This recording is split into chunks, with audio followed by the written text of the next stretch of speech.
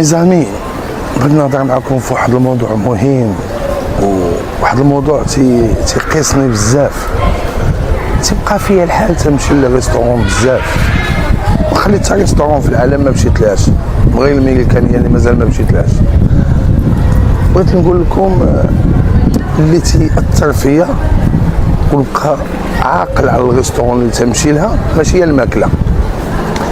الماكله تناكلوها وصافي تدوز وقتها، سي فغي خص الماكله تكون لذيذه، ولكن اللي مهم وتيخلي لك واحد البصمه في حياتك هو حفاوه الاستقبال، وان الناس تيجيو عندك وتلقاو الشاف خارج عندك وتيقول لك لا سايتي لو بلا كي لقيتيه زوين او ما عجبهاش، تنقول لا نبدلو لك، شنو تبغي تاخذ الا ما عجبكش الحوت نعطيك الدجاج نعطيك اللحم.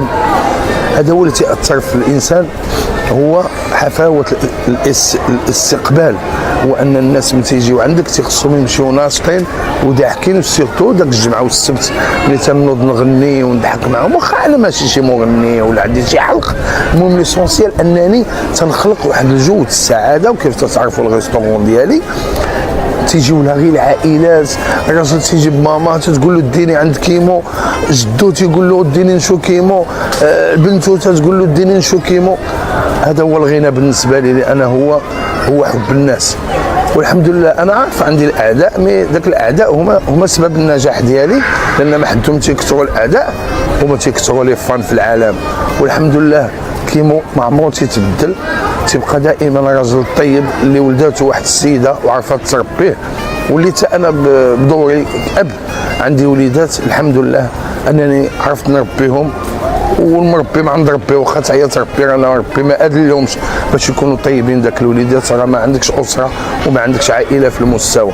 وتنطلب من الله ان ربي يعطيكم ويطرح لكم البركه في وليداتكم وينجحوا ويقراو، انفيستيو في قرايه وليداتكم، ان الا قراو لكم ولادكم احسن ما تخليهم الفلوس، لان الا خليتو لهم الفلوس غادي ياكلوهم في قسمين المكانه، ولا خليتهم قارين غادي يخليو واحد المشعل ويهزوا واحد المشعل ويخليو واحد السميه ديالك زوينه، ويبقاو يقولوا الله يرحم من رباه، الله يرحم من رباك، الله يرحم الوالد. انا هادشي اللي تنقلب عليه، وهادشي اللي لقيت هو ان اي واحد تيجي عندي تيقول لي الله يرحم الوالد، الله يخلي لك ماماك، الله يخلي لك الحاجه ناجيه، والله يحفظكم، تنموت عليكم. وسمحوا لي الا طولت عليكم، انا غير بغيت اليوم نتفاجئ عليكم باش نقول لكم بان المطعم ديال كيمو فيه 90% ديال حفاوه الاستقبال كل الماكله واللذه.